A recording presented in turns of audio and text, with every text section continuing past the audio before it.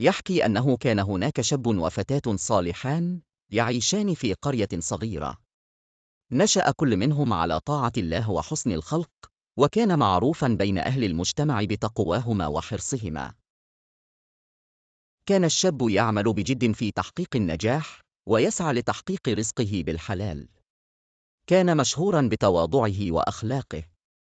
أما الفتاة فكانت من عائلة معروفة بالصلاح، حيث تقضي وقتها في مساعدة أهلها في بيتها، مشهورة بطيبة قلبها.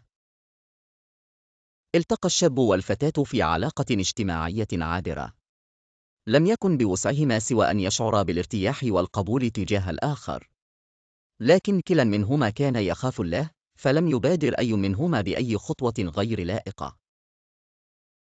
قرر الشاب بعد فترة أن يتقدم بخطبتها، بعد أن استشار والديه وأهل الصلاح في قريته. ذهب الشاب إلى بيت الفتاة وطلب يدها من أهلها. وافقت العائلة بعد أن تأكدوا من أخلاق الشاب ودينه. تم الزواج بعد فترة قصيرة في حفل بسيط حضره الأهل والأصدقاء.